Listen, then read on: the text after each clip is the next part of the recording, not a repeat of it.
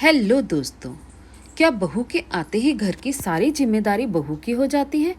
माँ और बेटी की कोई जिम्मेदारी नहीं है घर के प्रति? आइए आज की कहानी से सीखने की कोशिश करते हैं। आज की कहानी, जिम्मेदारी। अनामिका का काफ़ी देर से मोबाइल बज रहा था। वो सोई हुई थी। अचानक से हड़बड़ाकर उठी। देखा तो उसकी मम्मी का फ़ोन था। जल्दी से उठकर फ़ोन उठाया और सामान्य होकर बात करने लगी। हाँ मम्मी, कैसी हो मम्मी? मैं ठीक हूँ बेटा, तुम कैसी हो? नाश्ता किया या नहीं? नहीं मम्मी, अभी नहीं किया है। क्यों बेटा? भाभी नाश्ता देंगी तब न मम्मा। पता नहीं अभी तक कमरे से ही बाहर नहीं निकली। लगता है सो रही हैं। क्या? बहू ने अभी तक नाश्ता नहीं बनाया और अभी तक सो रही है? मम्मी, जब से तुम मौसी के घर गई हो भाभी रोज देर से उठती हैं। अच्छा, पर मोनिका तो सुबह ही उठ जाती थी। हाँ, पर अभी आप नहीं हो ना यहाँ पर। आने दे मुझे, फिर अच्छे से खबर लेती हूँ मोनिका की। पता नहीं इसकी माँ ने क्या सिखाया है। अनामिका ने मुस्कुराते हुए फ़ोन काट दिया। भाभी, भाभी मेरा नाश्ता। उठ गई हैं आप? मैं आपको उठाने के लिए कमरे में गई थी, पर आप उठी नहीं। फिर मैंने आपको सोने दिया। भैया कहाँ हैं? भैया तो ऑफिस चले गए। अरे भाभी, ये सूट आपने कब बनवाया? ये बनवाया नहीं, कल आपके भैया खरीद कर लाए थे। बोले साड़ी में दिक्कत होती होगी, इसलिए जब तक मम्मी पापा मौसी के घर हैं पहन लो। वैसे भी और कोई तो बड़े हैं नहीं घर पे। ओह, अच्छी लग रही हो भाभी। रूखा सा जवाब देकर चली गई। अनामिका ने सूट वाली बात नमक मिर्ची लगाकर अपनी मम्मी को बता दी और दिन भर का रिपोर्ट भी देती रहती। भाभी ने दिन भर क्या किया और कहाँ गई। मोनिका की सास अपनी बेटी से बहुत प्यार करती थी। जो बोल दे उसको पूरा कर देती थी, इसलिए वो नकचड़ी और कामचोर स्वभाव की हो गई थी। शाम को, क्या हुआ मोनिका? ये अनामिका का मुंह क्यों सूजा हुआ है? पता नहीं, मैंने भी पूछा, कुछ बता नहीं रही। भैया, आप भाभी के लिए सूट लाए, मेरे लिए नहीं लाए। भाभी आई हैं तब से आप बदल गए हो। अच्छा, इसलिए मेरी प्यारी बहन नाराज़ है। अच्छा, ला दूंगा, पर अभी तो तुम्हें इतने सारे कपड़े दिलाए थे। अच्छा भैया, फिर भाभी को क्यों दिलाए? ओहो बेटा, भाभी के कपड़े सब हैवी हैं, घर के लिए आरामदायक चाहिए थे। ये थे तनिष, अनामिका के बड़े भैया। तनिष और अनामिका की उम्र में काफ़ी अंतर था। वो तनिष के होने के बहुत सालों के बाद हुई थी, इसलिए काफ़ी लाडों और नाजों से पली थी। अभी हाल में ही तनिष की मोनिका से शादी हुई थी। खैर, मोनिका को अनामिका का ऐसा स्वभाव बहुत अटपटा लगा। अनामिका रोज रोज अपनी भाभी से कहकर नए नए डिशेस बनवाती। उधर जब मोनिका अपनी सास को फ़ोन करती तो उसकी सास मोनिका को सुनाती, ये क्या बहू, तुम दिन चढ़े तक सोती रहती हो। अनामिका कह रही थी तुम उसे नाश्ता दोपहर तक देती हो, और तो और तुमने तो 1 महीने का राशन 10 दिन में ही ख़त्म कर दिया। मैं बस कुछ दिनों के लिए घर में नहीं हूँ, हमेशा के लिए छोड़कर नहीं आई हूँ, ये याद रखना। मम्मी जी, वो अनामिका के लिए नहीं, बस मेरी बेटी के खाने पर नज़र मत लगाओ। घर की जिम्मेदारी तुम्हारी है, घर कैसे चलाना है ये तुम्हें सोचना है, और श्रृंगार और कपड़े पर कम खर्च करो। मोनिका रुआंसी हो गई थी। वो सोचने लगी, मम्मी जी ऐसे क्यों कह रही हैं, पर वो समझ गई अनामिका का ही काम है। फिर भी वो कहती भी तो कैसे, नई नई बहू थी। बहरहाल मोनिका के सास ससुर लौट आए थे, साथ में मौसी जी भी। उनकी तबीयत खराब थी, इसलिए वो देखने गए थे, लेकिन मोनिका के साथ उन्हें साथ ही ले आई कि बड़े शहर में अच्छा इलाज होगा। मौसी जी शादी में नहीं आ पाई थी। मोनिका का रंग रूप और स्वभाव उन्हें बहुत भाया। बहू तो बड़ी सुंदर और सुघड़ लाई हो दीदी, जितना सुना था बहुत कम था। देखो तो, तुम कुछ दिनों के लिए बाहर क्या गई, बहू ने सारी जिम्मेदारी बखूबी उठा ली। हाँ, देख रही हूँ। बहू, ये टेबल क्लॉथ कितना गंदा हो गया है, और ये पर्दे, किचन के सारे डब्बे गंदे लग रहे हैं। मोनिका बहुत दुखी हो गई, क्योंकि उसने बड़े मन से घर की एक एक चीज़ बड़े अच्छे से साफ किया था। आ गई बेटा? सो रही थी मम्मा। ओह, रात भर पड़ी होगी बेटा। देख तो कितनी दुबली हो गई है। खाना ठीक से खाती नहीं है क्या बेटा?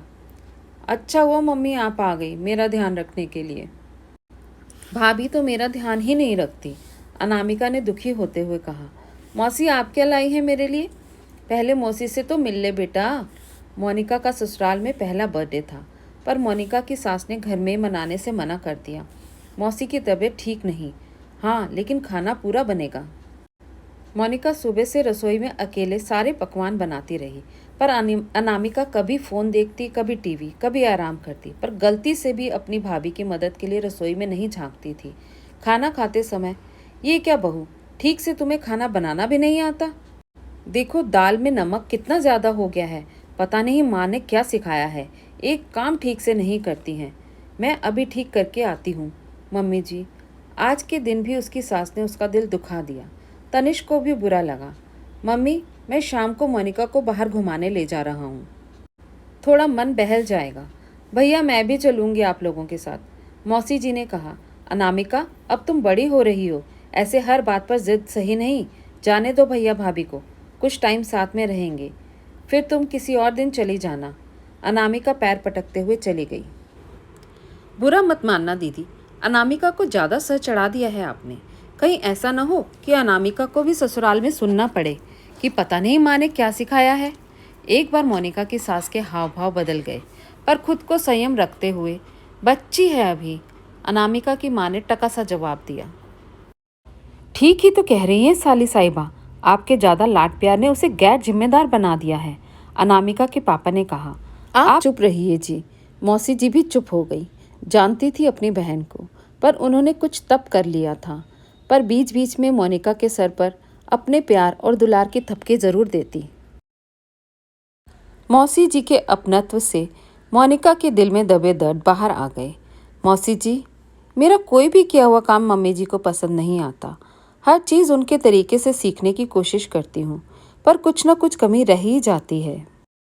बेटा, सीखने का कोई अंत नहीं, और तुम दूसरों को खुश रखने के लिए सीखोगी तो कभी खुश नहीं रह पाओगी। फिर अपने लिए सीखो। तुम्हें क्या अच्छा लगता है और क्या नहीं। गलत को गलत कहना सीखो और सही को सही। बहू को सिर्फ घर और परिवार की जिम्मेदारी नहीं लेनी होती है, बल्कि अपनी खुशियों और आत्मसम्मान की भी जिम्मेदारी लेनी होती है। मौसी जी का इलाज हो गया था। उनके परिवार में और कोई नहीं था। पति की मौत के बाद ससुराल वालों ने उनको घर से निकाल दिया था, इसलिए वो अकेले ही रहती थी।